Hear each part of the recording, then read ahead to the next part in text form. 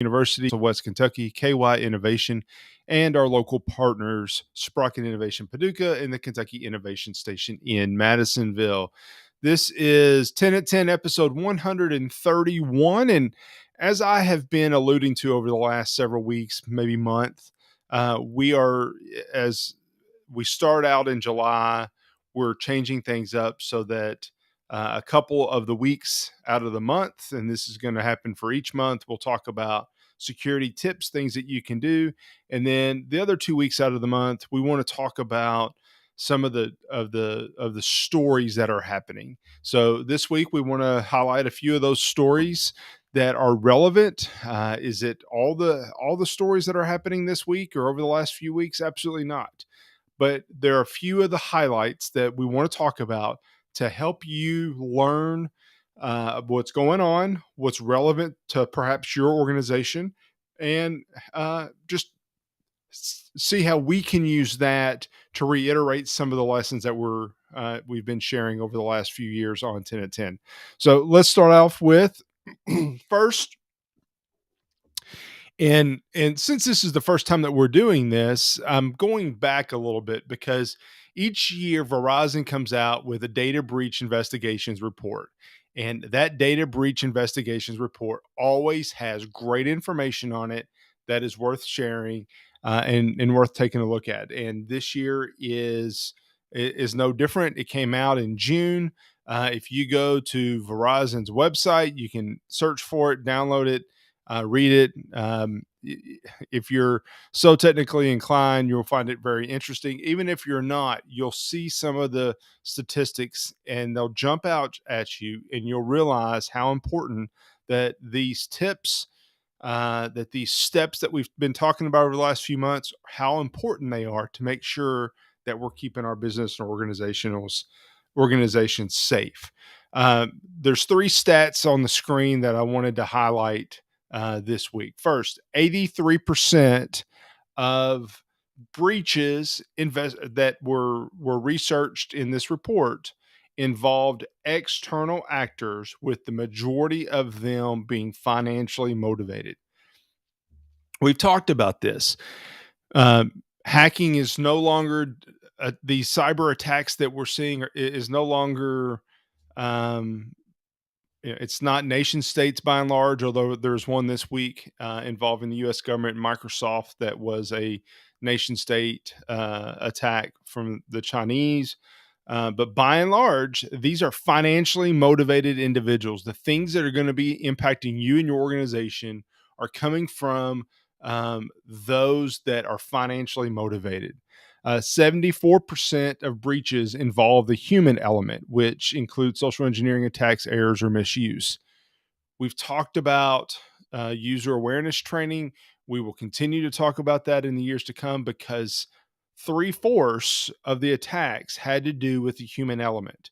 That might be because they were able to convince them to click a link to reveal credentials. There's a lot of different ways that can come into play. It could be an accident. It could be an error. It could be just an oversight. It doesn't have to be intentional, but that is certainly a big piece of it. And then half of all social engineering attacks are pre-texting incidents, nearly double from last year.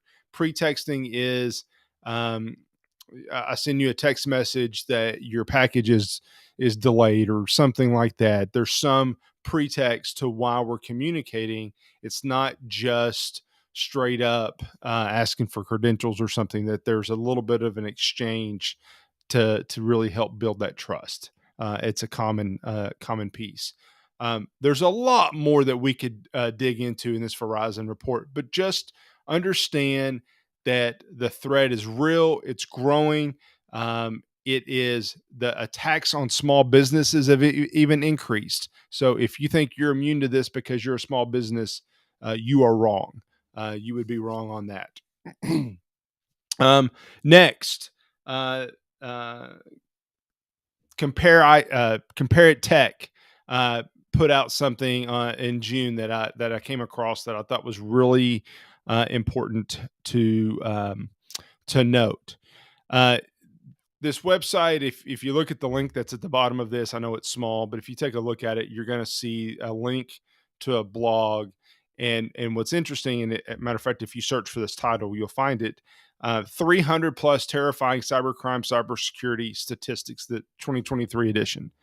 There were a ton of statistics that were on this page, as updated in June 20th, that I could share. Now they don't have the 2022 numbers for this yet, but in 2021, in the survey that was done, they surveyed organizations. They talked to organizations, and of the organizations that they surveyed, 86.2% of those organizations were compromised by at least one successful cyber attack. So nearly 9 out of 10 businesses that were surveyed were the victim of a cyber attack, at least one. That doesn't mean that it wasn't more than one, but at least one. Nearly 9 out of 10. If you're listening to this and don't think that you've been breached, first of all, 9 out of 10 of you would be wrong. Second of all, how would you know that you've been breached? How would you know that there was a successful attack? That's perhaps some of those that said no may not even know it. That's a big number. July 6th, there was a report that, and this is just an important lesson here. There was a malicious group that paid for advertising on Google. And basically, it said if you search for USPS package tracking, that one of the sponsored links would go to this website. And this website ultimately was leading to the theft of banking information and loss of money to individuals that fell for it. My point is, we use Google. Yes, we all use Google. We depend on Google for searching. That's a problem, probably. But just because they're at the top of the list, just because they're sponsored, just because they pay to be a sponsor, doesn't mean that they're trustworthy. We have to realize we have to be diligent. We have to stay on alert all the time, everywhere. So if you're thinking about things to teach your employees when you're doing your next round of awareness training, this is one that you should think about. This is something that uh, is not new, but it continues to be effective. It continues to come up in the news, and something that we need to continue to be alert and aware of. Simple strategy. You can create a fake website or one that looks like it's the United States Postal Service, but in reality, they're collecting credentials. Be careful. July 11th, this week, saw Patch Tuesday for July. And while this isn't news, this happens every month. This happens, there's a reason they call it Patch Tuesday. If you look, that Patch Tuesday is addressing 132 flaws, 60 days and 132 flaws. That means there's 132 ways that an attacker could break into your system if you don't patch. These are vulnerabilities. These are known flaws in the software. Microsoft does this to help make your system more secure. If you're not patching, if you're not rolling out those patches across your organization, then your organization is leaving itself at risk. And you're not doing, in my opinion, your job as a cybersecurity professional. Ransomware, and I have a couple of slides on this that I'll go through fast because I'm running out of time.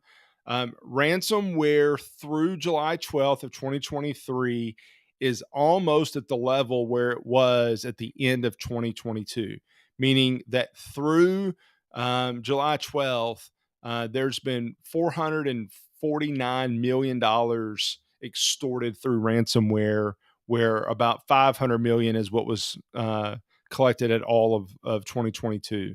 The ransomware number is increasing, and it's something that we need to be aware of. Relating to that, this website, which is linked on the CSO online, shows a map of all ransomware attacks since that have been reported since 2018, and it's tracking 4,551 attacks. The average ransomware payment since that time is $4,400,000, and it's affecting 250 million records. It's real, it's happening, and we need to make sure that we're staying alert. I'm out of time. We'll talk more about more stories next time. There's so much more that we could get into, and the point of all this is that we got to stay alert. We got to stay diligent. We got to be on the lookout for what the next threat is and how do we protect and manage those risks. If you have questions, let me know. If you have ideas on stories that I should share, please don't hesitate to let me know. Thank you for joining, and I'll see you next week back here on 10 at 10. Thank you. Bye.